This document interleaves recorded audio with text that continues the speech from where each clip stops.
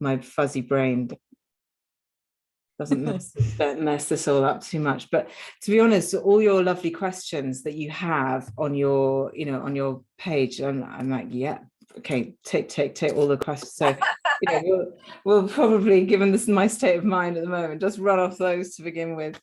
But I will, okay. I'll do a little introduction for you, and then we'll get started. Okay. Great.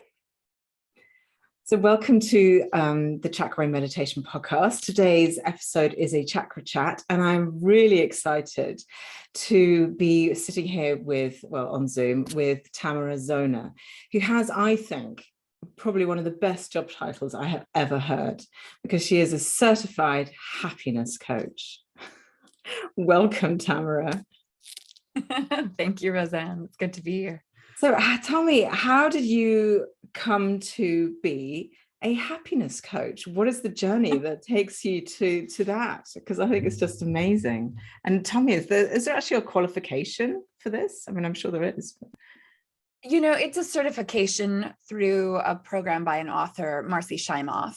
And so she had written the Chicken Soup for the Women's Soul with Jack Canfield. And then she wrote Happy for No Reason and did just a ton of research on happiness and positive psychology and started sharing it and teaching it, and then offered a program for facilitators to share and teach that work as well. And I had been on my journey for quite some time, the whole life, as we all are, but for about 8 or 9 years. And my first certification was life coaching. My second certification was as a passion test facilitator.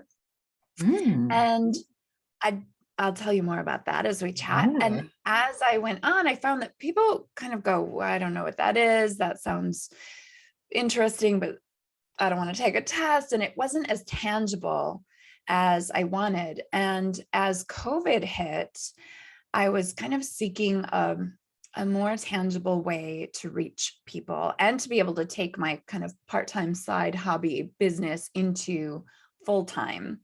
And, synchronicity happens, and the happiness training kept popping up everywhere. And so finally, as COVID hit here, it came into my workplace and I was exposed and got sick. And I was off for 3 weeks, which I thank goodness, because it allowed me that downtime to really evaluate what I was doing, where my integrity was in my work, and what I wanted. And so I signed up for the happiness training certification, and at first started teaching it in the community I worked in. I was a life enrichment director for a senior community. And the changes that they experienced were remarkable. They had gone from 4 months of solitude and quarantine in their apartments to coming out of it so depressed, feeling so isolated. A lot of them had declined, physically. And then I started teaching them these basic actions and habits of happiness. And I had one of my residents tell me that she said, Tamara, I didn't want to take pills. I didn't know how to find my way out of my depression, but you helped me find a way. And she just took it to heart and actually started creating habits of happiness that lifted her up out of her depression. And, I still go there now. I don't work there anymore. Yay. I get to go there now and continue to speak on and teach and support them in happiness. And it's just incredibly rewarding. And I do it in high schools now and senior communities and with private clients. And it's just, if we could just learn, if we could all just simply know that our happiness truly is in our hands. It doesn't just happen, though. We have to actually work at it and create healthy habits that support us, body, mind, and soul. This is just magical. I love this. I love the idea of teaching people how to be happy, because for all I'm doing, teaching yoga and trying to share the wisdom of the chakras and sharing my meditations and so on, essentially we're doing all of that just for one reason, which is to find happiness, find contentment. And to just zone in on that and go, right, just cut all the other rubbish out. This is what we're doing. We're just working on techniques that are going to make you happy. But what I wanted to ask you is like, I always say to people, like, happiness is kind of like is an elevated emotion. Obviously, it's an elevated, higher vibration, which is wonderful. But it can't be a sort of a baseline. I always sort of think, and I may be wrong, please correct me, that as a baseline, one should aim for contentment. Now, am I aiming too low? No, absolutely not. In fact, the working definition of happiness is, for me, an inner state of peace and well-being that doesn't depend on circumstances. So Marcy Shimoff, who I was trained by, calls that being happy for no reason. And so it is that state of contentment. We're not always going to feel elevated and like running and skipping for joy. And life has lots of challenges that definitely cause our emotions to contract occasionally, and that's okay. So happiness really is being willing to experience all of it and gracefully moving through our emotions instead of trying to stop them, avoid them, or get stuck in ones that we think feel good, which sometimes we behave in ways that aren't healthy for us in order to stay in those good emotions. It's really embracing all of it so that overall we have this contentment and we're fluidly moving throughout our emotional body, you know, with totally balanced and aligned chakras. Of course.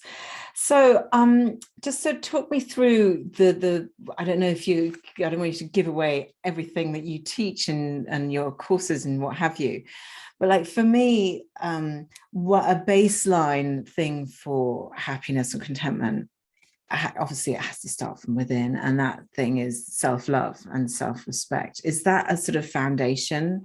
What are the sort of the stepping stones, would you say, sort of internally for this work of like finding yourself being happy for no reason, which I think is lovely? Yeah, it definitely has self-love in it, right? I don't think that we can truly be happy unless we like who we are and enjoy being with ourselves. And so, but a lot of people kind of shy away from that. They're like, oh, I don't like that term. I don't like what it sounds like I'll have to do. But ultimately, it is starting with that relationship with yourself and awareness, right? So you have to start with the awareness of where you are today, how you're treating yourself, and how you're talking to yourself. We all talk to ourselves, you know, our thoughts. And so am I kind to myself, or am I calling myself names every time I make a mistake? Am I compassionate with myself, or am I the biggest bully I know to me? And so we really have to look at how we're treating ourselves. And there are 7 main areas in happiness in what I teach. And the first one is, the foundation is taking responsibility for your own happiness, right? So I don't expect you, Roseanne, to make me happy. I take responsibility for that. Yes. And do what I need to do so that I don't blame others for not making me happy, including the government or my ex-husband or my kids or my parents. I don't blame them for things that they've done and say they're the reason I'm unhappy. That is me giving all my power away. Instead, I take responsibility and then I take action, proactive action. And then we get to the mind, right? The mind is so important. How we think, what we think. We have 60,000 thoughts on average a day, and most of them are negative. For the average person, they're negative and they're repeated. So we're having the same negative thoughts every day, Reinforcing them to ourselves on a daily, on an hourly, that reinforcement. Every second we're having these thoughts. And so that's why it's important to notice the quality of those thoughts and start to shift them if you can. And some of us need some help. And that's why, you know, I exist in the world. And then we have the foundation, then we have the pillar of the mind, and then we have the pillar of the heart. And this one is, how are we showing up in the world in our hearts? Are we open and loving and kind and generous to others and ourselves? Or are we holding on to resentment and anger and, just like never forgiving any wrong? Because then we're so closed. And, you probably know that they can actually measure there's a toroidal field, which is the energy of the heart that can actually be measured now. And it extends out 8 to 10 feet. And so when we walk into a room and it feels very unwelcoming, those people are probably with a very closed heart. But when it feels like, oh, I love this, like this group feels so warm and welcoming and fun, those people are living with a more open and compassionate heart. And that's going to cultivate health in our bodies, as well as more happiness in our lives. Yeah. So we have the heart, then we have our body, speaking of which, and we have to take care of it. We only get this one package. And in our bodies, it's about how we're, nourishing ourselves. Are we getting the exercise? You have a yoga mat on your floor there. I have one on mine. Are we taking care of this physical package in a way that supports our brain health, in a way that supports our emotional health? And are we getting enough sleep? All of these things matter far more than people want them to. I think people know that they do, but it's the work that they're not, it's like that. It's the tough work, isn't it? It's when there's so many easier options. It's so much easier to sit on the sofa and eat something rubbish than it is to make yourself something delicious, having been for a walk or done a half an hour's yoga. Yeah, it's just ease, isn't it? But it's training and it's practice. And I would say, like, the motivation comes after you start experiencing the benefits. So do it anyway at first. And then, like, for me now, I've been doing yoga on a daily basis for years. And recently I thought, I really need to up my cardio game. Like all this stretching and flow is great. And there's some strength in there too, but I'm not really working hard. And not getting a full on sweaty, puffy. Exactly. And so we got an exercise bike, and I've been getting on that thing almost every single day, working up that sweat. And I feel more clarity in my mind, right? I have more energy. I don't need coffee anymore. I hardly ever did, but, and I can tell the difference. So on a day where I do decide to sleep in and sit around, I don't think as well. And so that's why it matters that you start doing the thing anyway. Get yourself through the first few days, the first couple of weeks. That's the hard part. And then you start experiencing the benefits of a better night's sleep, of better exercise, of more nutritious meals and more water. Then that gives you the motivation to keep it up. Yeah. Okay. Because I love to sit around and watch Netflix as much as anybody else and indulge in some chocolate.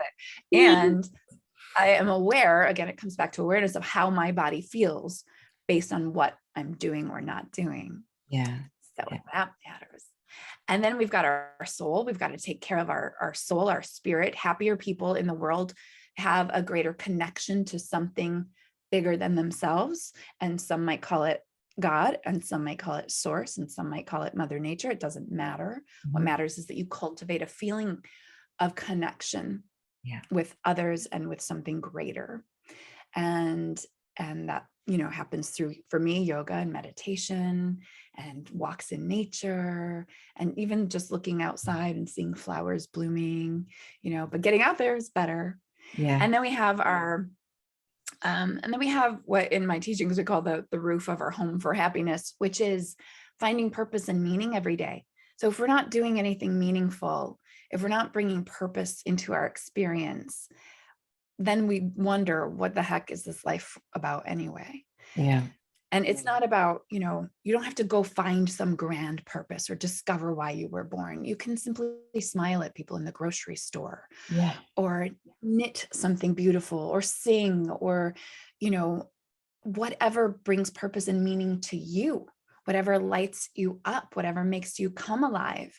That's purpose, that's meaning. And it doesn't matter if you are the rubbish collector or, a superstar like Beyonce. It doesn't matter as long as what you're doing feels invigorating and purposeful for you.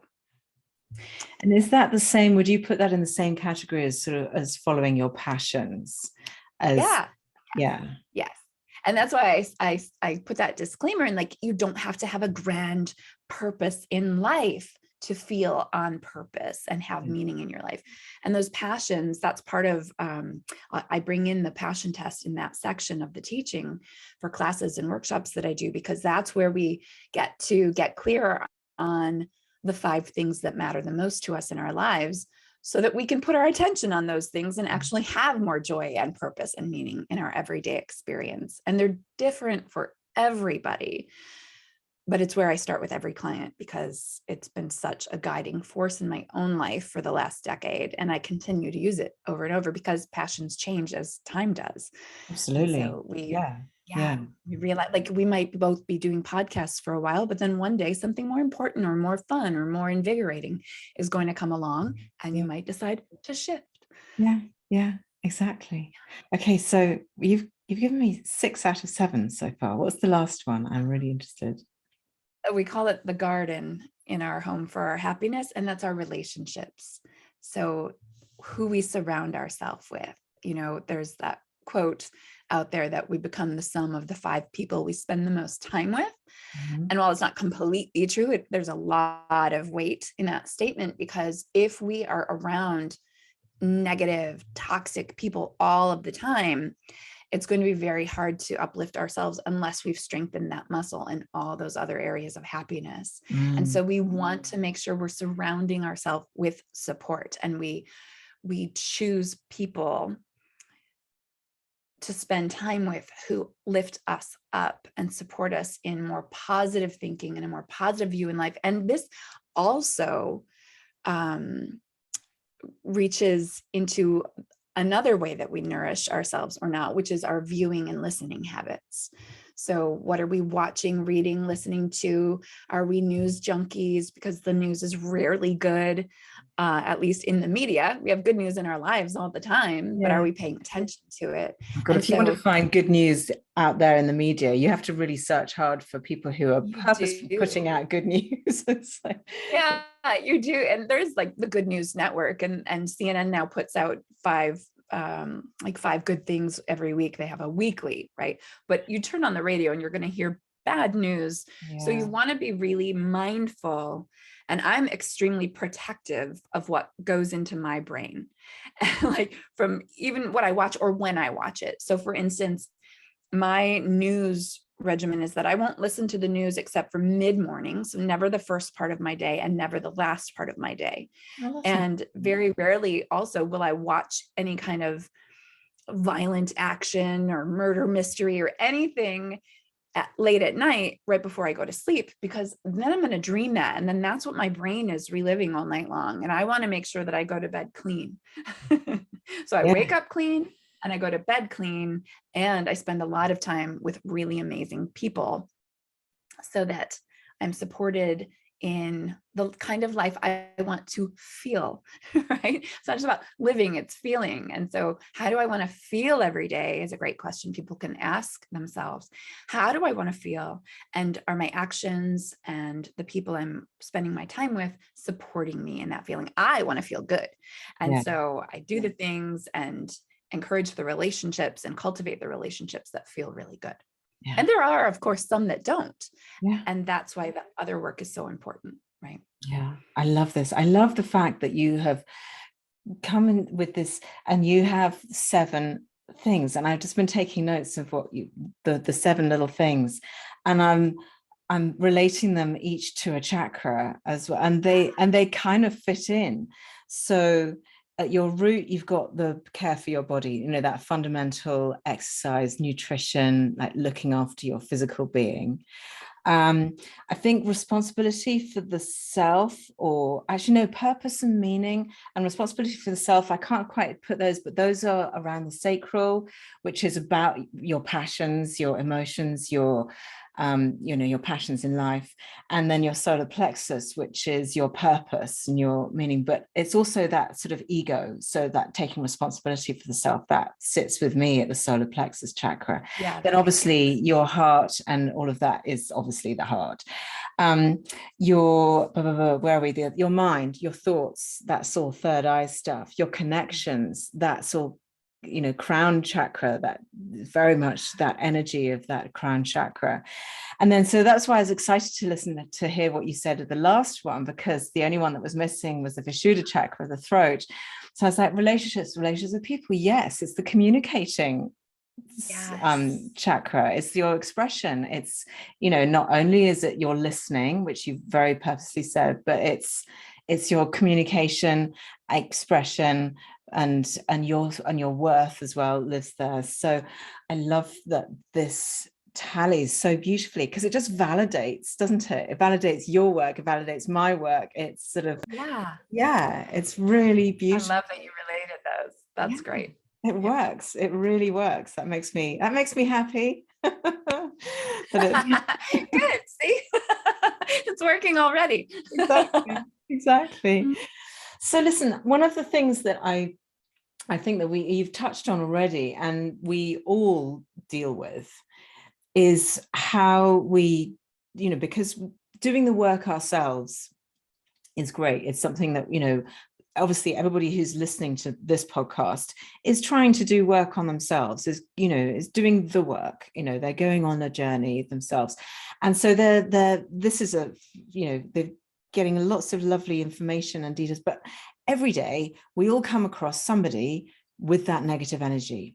We all come across somebody who's going to drag us down, who doesn't want us to be in our higher selves, who doesn't want us to be, so how do you recommend that we deal with those people who are downers, those Debbie Downers? How do we deal with them?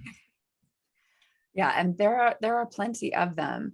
And I'd like to say that there are opportunity to see how strong our own happiness muscles have become, right? So if I can maintain that inner peace and calm, even around the downers, and I have a significant one in my life, then I know that I'm managing my muscles really well, and I'm doing the work, the consistent work in all of those areas. And so first of all, there are opportunities for you to check in with yourself and the work that you're doing, right? That's one way to look at it. Everything happens for me, not to me. And that means everyone happens for me and not to me as well. So that's one thing. And the second is, this is why the relationship with yourself is so important, because your voice, that inner voice in your mind, needs to be stronger than the downer's voice. It needs to be able to speak louder and more confidently than the downer's voice, because those downer voices get into our heads, right? And so Byron Katie always says, what other people think of me is none of my business. And that's a little mantra I love to live by. And also boundaries. It's hard for women, especially, to create healthy boundaries, emotional boundaries for ourselves. But this is one thing that we can practice, and strengthen. Yeah. And it is really about the toxic people in your life that you have to deal with. Maybe they're at work, maybe they're a parent, maybe they're even one of your kids or a partner. Yeah. Not everybody we get to choose, right? We get to choose a lot, but we don't get to choose everybody. And so you get to go in though and say, I'm going to cultivate this particular feeling in my body, and I'm going to do it by waking up mindfully, getting the exercise in, eating a healthy breakfast after, hopefully, what was a good night's sleep. So I'm already taking care of myself. And I know that I'm responsible for my own happiness. And so when we go into work or into traffic or whatever, and somebody ticks us off, we get to gauge how quickly we can recover. And if it's a working person who's, I once had a very negative boss and a couple of very negative coworkers, and not everybody has the luxury to go back into their own office and close the door and kind of recalibrate.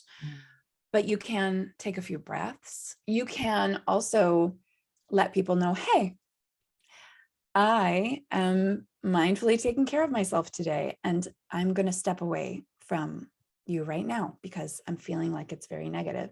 And you just have to really practice these conversations sometime in your head.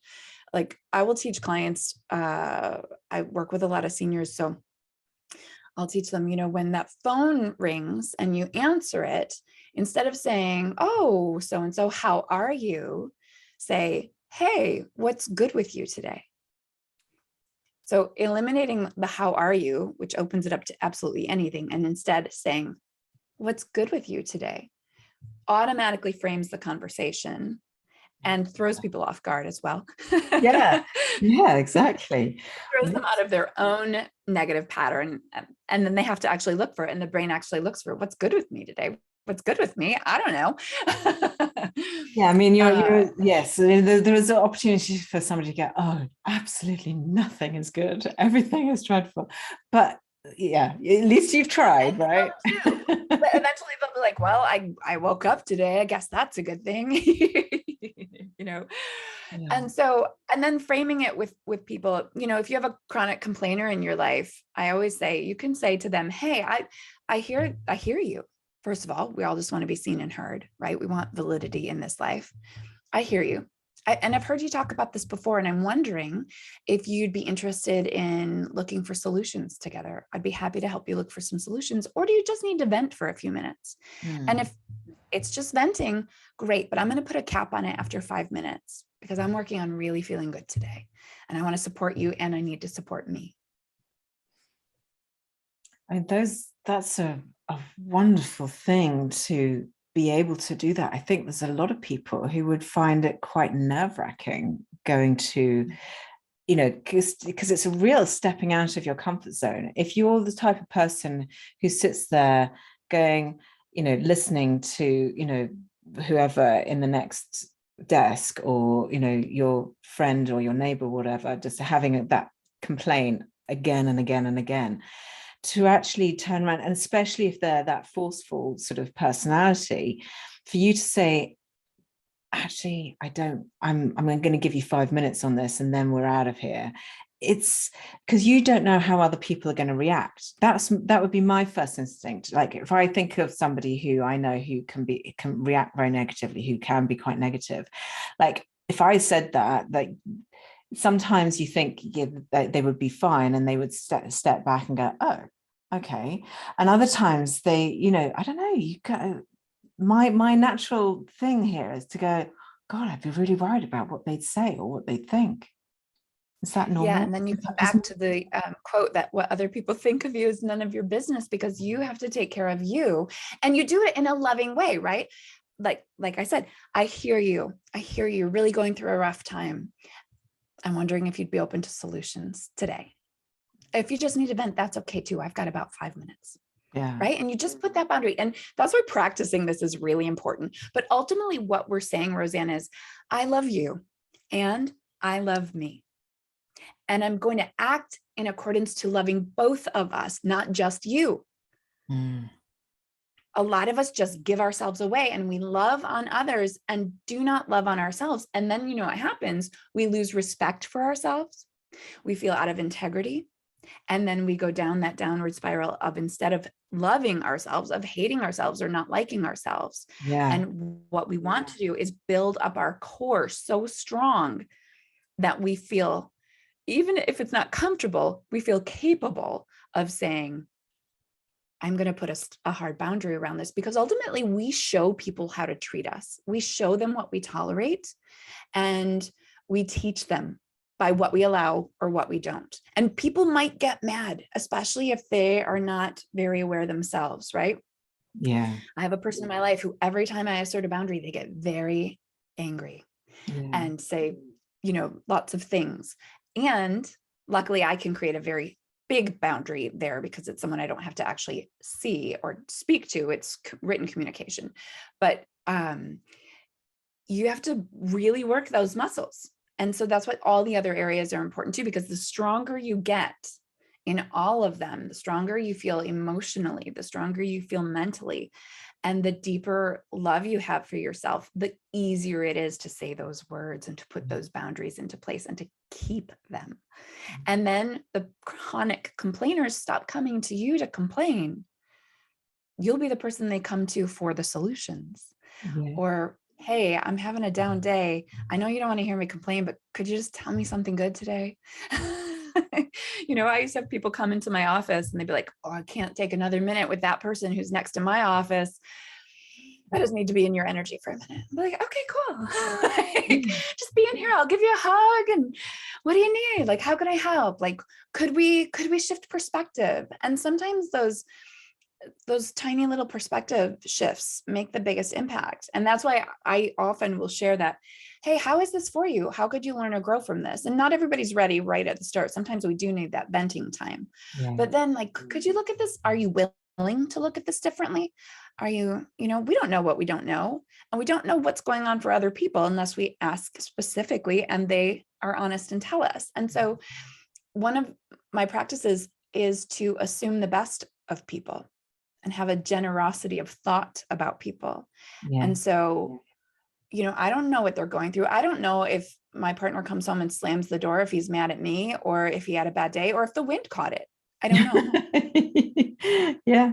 Yeah. No, absolutely right. If I'm making an assumption, that's kind of like self-bullying, because I don't know unless I ask. And I try to live that very present-minded too. And that's where also practices like meditation and yoga really, really help us strengthen those cores, because I don't make a lot of assumptions anymore. I don't know. So I go and ask, like, are you okay? I heard the door slam. I'm wondering, are we okay? Is something happening? Do you need some support? Did I like, what's up? Because I don't know, but I want to. Yeah. So we have to be courageous enough to know, to ask. You're so right that especially in relationships, I think one does make assumptions because you get into patterns and you go, oh, X happened, so now Y is gonna, kick off and say Z. You kind of, and as soon as you've thought, for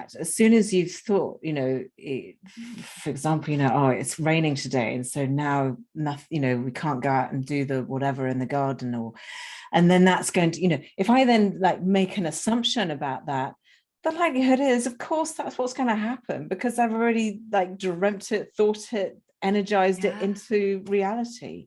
So trying to suppress having assumptions about what people are going through is it's very powerful. I've learned that the hard way. Let me tell you, that's taken some years, that's taken some practice, but really that's a valuable thing, is just go at everything with that blank slate. It's just like, it could be something completely different, just because it's likely to be ABC, doesn't necessarily mean it's going to be.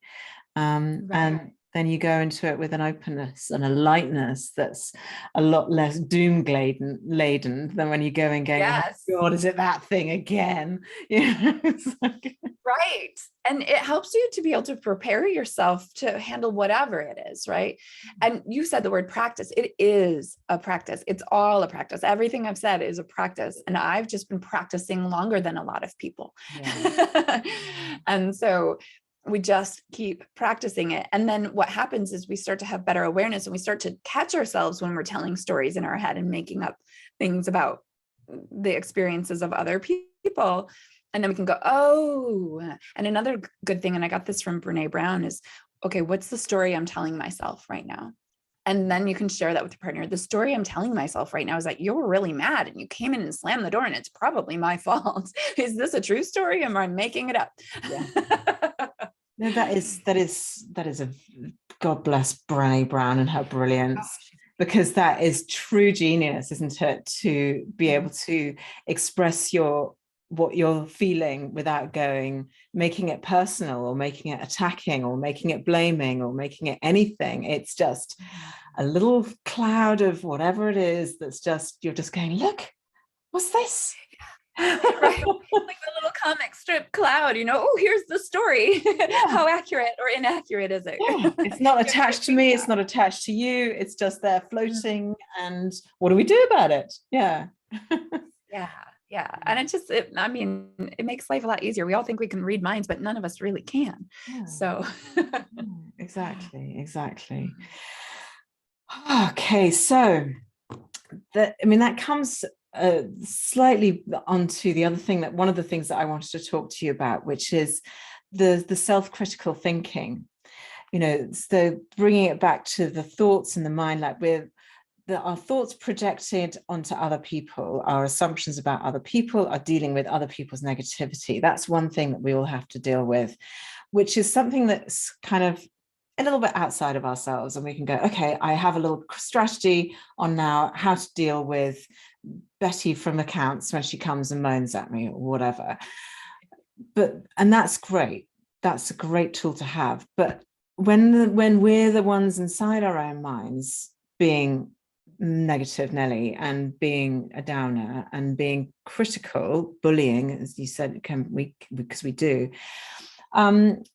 how do we tackle that? Do we have some, what are your techniques for tackling that inner voice that can be such a pain sometimes? The first thing I did for myself, and the first thing I tell others to do, is just to start with being aware of what you're thinking.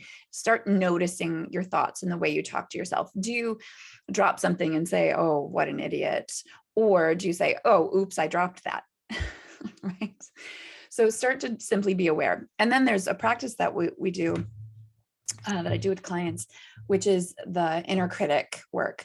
And that's where we kind of brainstorm the worst things we say to ourselves. So we take 5 minutes and we just write down all the terrible things we say to ourselves. And usually, honestly, what it boils down to is I'm not enough. That is probably the number one negative thought everyone has. I'm not enough. And it might be I'm not good enough, or I'm not skinny enough, or I'm not pretty enough, or I'm not smart enough, or I'm not whatever enough. I'm not. We can take out the whatever, and it's, yeah, I'm just not enough. I'm no good at this. I'm no good at that. Nobody loves me. And so we write those down so that we can, again, bring greater awareness to what we're thinking and feeling about ourselves. And then we get to pick the biggest, hardest, most hurtful statement that we say to ourselves. And we get to decide a new thought. We get to decide how we're going to change that. So if it's I'm not enough, the opposite is I am enough. And we work with that. And we might do some mantra work with that. We might do some tapping, emotional freedom technique. We might work with that just to loosen up that belief. Mm-hmm. And then start to replace it with the I am enough. And then what we do, and listeners, I encourage you to just do this for yourself today. We write down 3 to 5 reasons why I am enough is as true or truer than the negative belief, right? How am I enough? Oh, my kids adore me, right? I must be a good enough mother. I am enough. My partner loves me. I have great friends. I'm making a living, right? I have great family relationships. Just write down everything you can think of that's evidence as to why you are enough, or whatever your inner bully belief was, what the new belief is. Find the evidence for it. It's there. It exists. And if you have trouble, that's when you reach out to somebody who loves you, or someone supportive in a supportive job, like a coach or a teacher who can help you with that, because that can shift your world. And it's the first and most important shift, I believe, in anyone's life. And some of us have, harder, bigger bullies than others. Yeah. And again, some people have this very, very entrenched, it's like their brains, that it's such a habit, it's such a deeply grooved rut of thought in their, in their actual brain, the neural pathways are so deeply entrenched that it can be really hard work. And it's, again, that back to that word of practice, isn't it? This is like using the affirmations. That I am enough is the affirmation that I use around the sacral chakra, which is all about creativity and fun and joy and passion and all of that. But oh my goodness, it is the most powerful. It is one of the most powerful affirmations, and using, or I have an affirmation for each chakra. I mean, there's a million affirmations, but I just try and keep it simple. That is a really beautiful exercise to actually journal it, which again is one of the best things to do, because if you just do it in your brain, I mean, this is my personal experience. This is what happens in my brain. I go, oh, I can't be bothered to get out my journal and write. I'm just going to sit here and sort of think about it or whatever. Or, you know, you're on a walk and you're trying to do it. And your brain just sort of leads you around in a little pattern, a little circuit, and they go, oh yeah, it's nice around here, but oh, guess what? You're back exactly where you started again. Right. So when you've got it in black and white on the page, that's where it really starts to carry. It's powerful because we have to rewire those patterns, right? We have to break the old patterns and create new ones. And our brains, we have neuroplasticity. It's possible, right? It's absolutely possible to do. And we have to practice. And then there's an extra step you can take if you're one of those really big bullies to yourself, you can create a stop word. So every time you have that I'm not enough thought, you can find a stop word. You can even be just stop, delete, cancel, whatever. Deborah Poneman, who is a speaker in personal development and one of the first ones, she will actually do that on stage. She's an incredible speaker, and she'll be on stage giving a talk to who knows how many hundreds of people. And if she has a limiting thought or a critical thought come into her head, she'll say out loud, stop, cancel, delete. Okay, now, and just restart, because she's interrupting that negative thought, breaking the pattern and starting fresh with a more supportive thought, right? That's really willing to be uncomfortable and to do those things. Because it's extraordinary, because you can be doing something that seems like it's taking up your full attention, like giving a talk, or in my case, like teaching a yoga class full of people. And I'll be teaching the class and words will be coming out of my mouth, and I'll suddenly realize that my thoughts are going, who on earth do you think you are? What makes you the person in charge of telling these people, come on? And it does. That voice comes in. I mean, I think my yoga students might think I'm a little bit strange if I started shouting, stop, cancel, delete. They all might like fall out of their heads. Like, stop what pose? What? But yeah, it's extraordinary that the brain can be simultaneously busy and still able to give you that negative rubbish in the back of your head. Yeah. And so if you stop it, even if silently, you stop it, you catch yourself, you interrupt the pattern, and then you replace it. No, I am enough. I am qualified to teach this class. I am a good teacher. Look at my students who keep coming back to me, right? Then we break the negative cycle and we start creating a positive cycle. And that's, I mean, we are hardwired. People need to know we are actually hardwired toward the negative. It's why we've evolved to where we're at. We had to be more aware of the dangers than of like the pretty, sunrise. We had to know which berries were poisonous and where the tiger was hiding and all those things, right? So that's how our brains are wired. We just don't need the hardwired toward the negative as much anymore. And so we have to actually work at hardwiring it toward the positive. And that we just need to lean into more positives. And so when we catch ourselves in a negative thought, one of the rules is replace it with 3 positive ones, just on the spot, replace it. If I think, oh, it's dreary and rainy outside, think, oh, well, it's watering my plants for me. I don't have to do that today. Oh, it gives me time to get a good hot cup of tea and sit in with a book.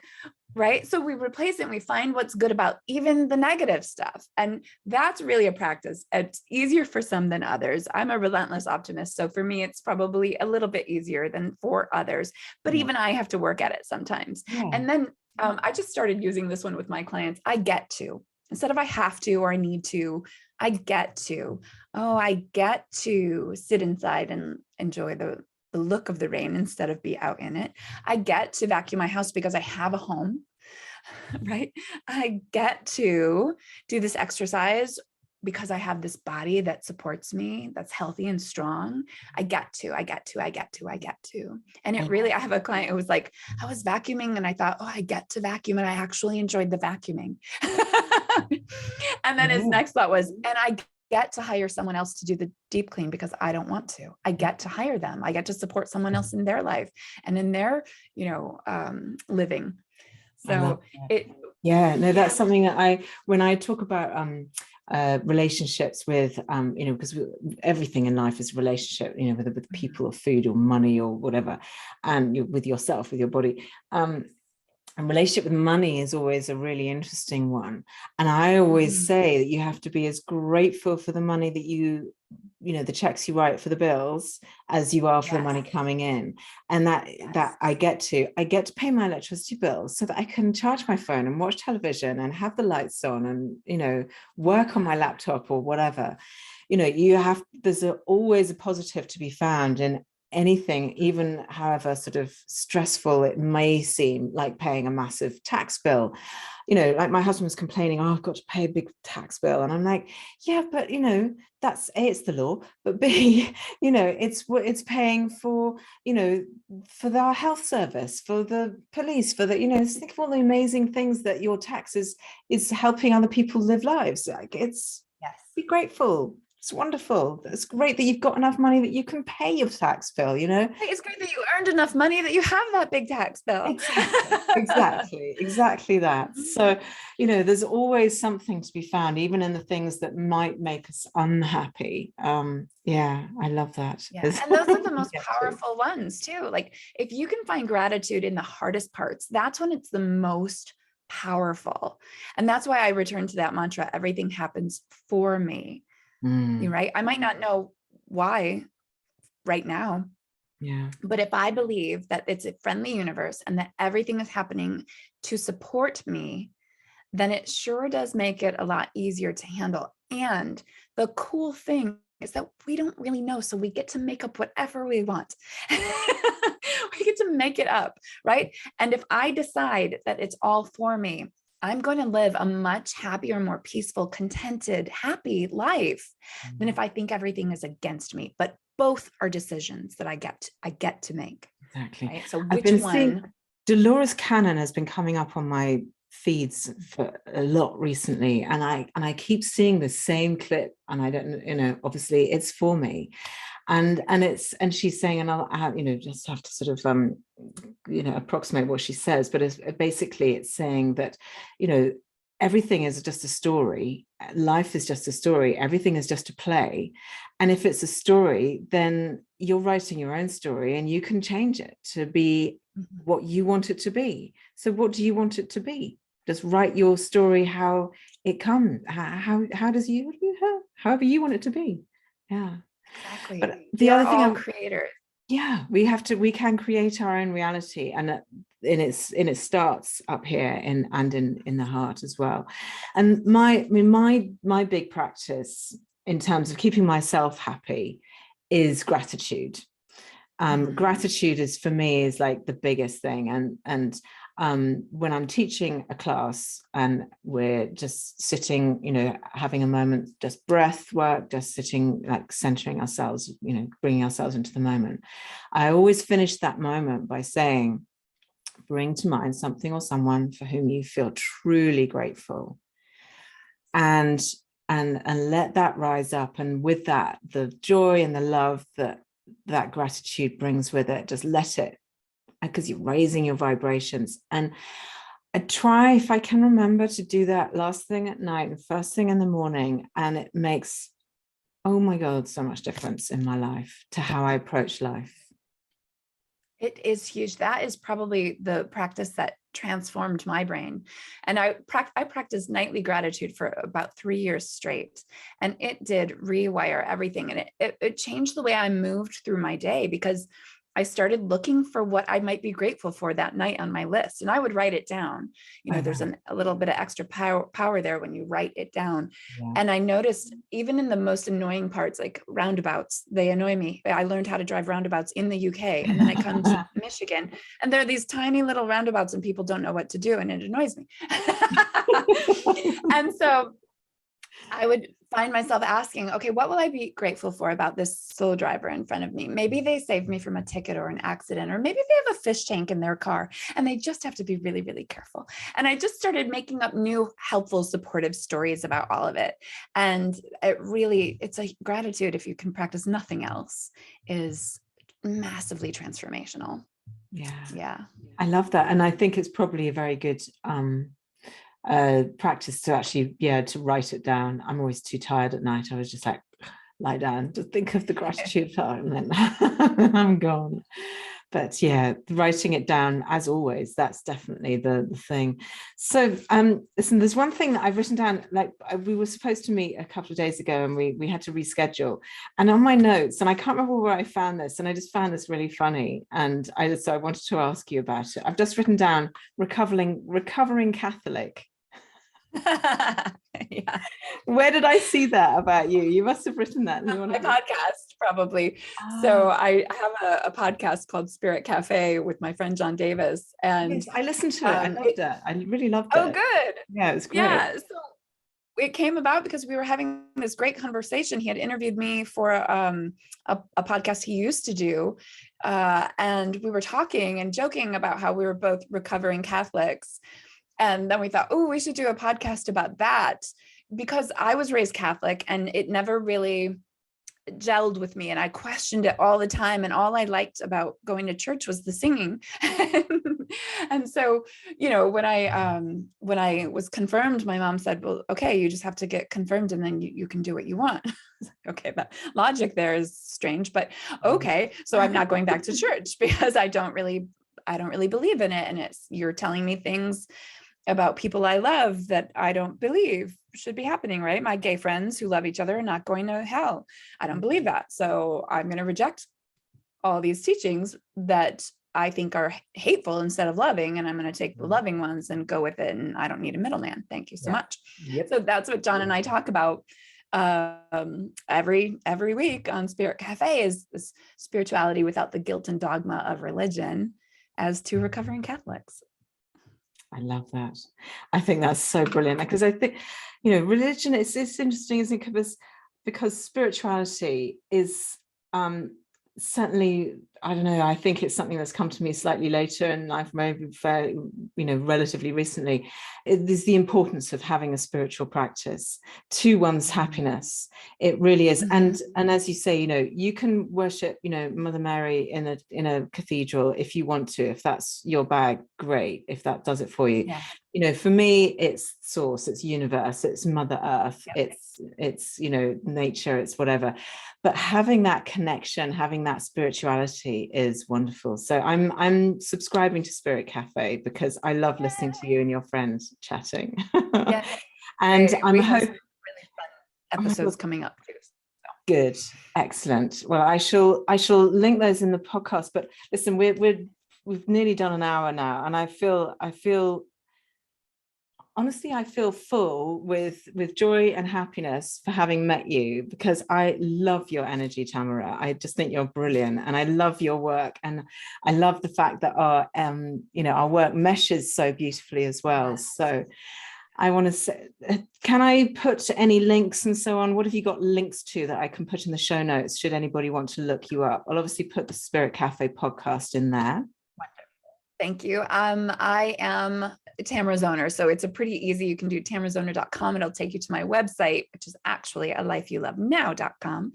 I'm on YouTube. So if you like what I'm saying and you want more, there are lots of videos on YouTube for me, short ones too. I know people's attention spans can be short.